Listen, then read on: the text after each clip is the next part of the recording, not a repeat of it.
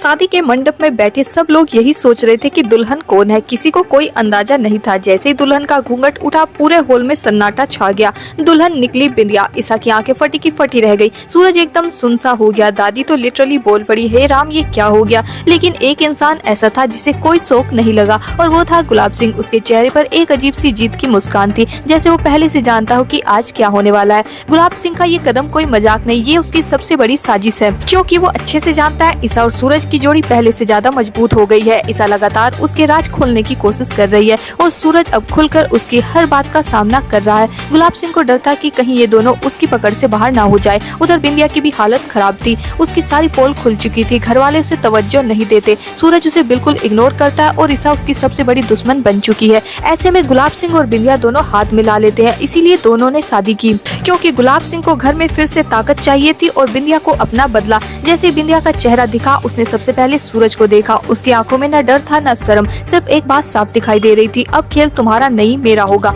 ईसा ने समझ लिया कि ये कोई छोटी गलती नहीं, बिंदिया पूरा प्लान बनाकर आई है और इस प्लान को अंजाम देने में सबसे बड़ा हाथ गुलाब सिंह का है, क्योंकि पूरे घर में सिर्फ एक वही था जिसे पता था कि असली दुल्हन कौन है। कुछ देर बाद घर में हंगामा हो जाता है। दादी चिल्ला चिल्ला कर कहती है ये शादी कैसे हो गई। खुशबू रोने लगती है, आरव कंफ्यूज है, अनुराग टेंशन में और सबसे ज्यादा टूटी हुई है ईसा बार बार खुद से एक ही सवाल पूछ रही है, बिंदिया आखिरकार करना क्या चाहती है, उसके पीछे कौन है, ये सब कैसे हुआ। इन सब का जवाब सिर्फ एक इंसान के पास है, वो है गुलाब सिंह। शादी खत्म होते ही बिंदिया एकदम नए रूप में नजर आती है। वो दादी से कहती है अब इस घर की बहू मैं हूँ। खुशबू की तरफ देखकर बोलती है अब से घर के फैसले मैं लूंगी। सूरज को देखकर एक कड़वी मुस्कान देती है, याद है ना मुझे अंडर एस्टिमेट मत करना। और ईसा के कान में धीरे से कहती है अब मैं देखती हूँ तुम सूरज की जिंदगी में कितने दिन टिक पाती हो। पूरे घर में चुप्पी, सब ये समझ चुके हैं कि बिंदिया पहले वाली बिंदिया नहीं रही, वो अभी बहुत खतरनाक बन चुकी है। शाम को शादी के बाद गुलाब हवेली में हर कोई शौक में है। इधर उधर कानाफूसी हो रही है। किसी को समझ नहीं आ रहा है कि अचानक बिंदिया दुल्हन कैसे बन गई। लेकिन ईसा शांत नहीं बैठने वाली, उसे यकीन है ये सब कुछ न कुछ बड़ा खेल है।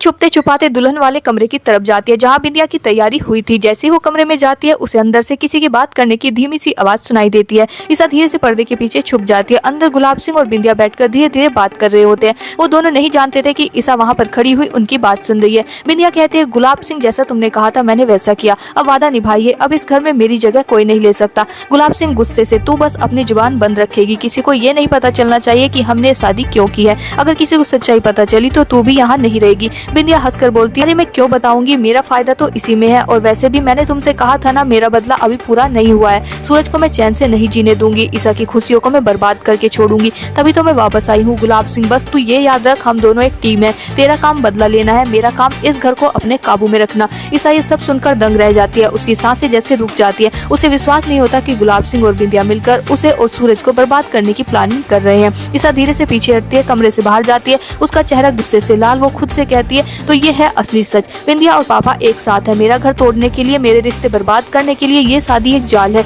लेकिन अब मैं चुप नहीं बैठूंगी, जो भी खेल वो खेलेंगे मैं उसका जवाब दूंगी। उन्हें नहीं पता ईसा गुलाब सिंह किसी से नहीं डरती। तो दोस्तों अगर आपको जानकारी पसंद आई हो तो वीडियो को लाइक कर शेयर करें, चैनल को सब्सक्राइब करना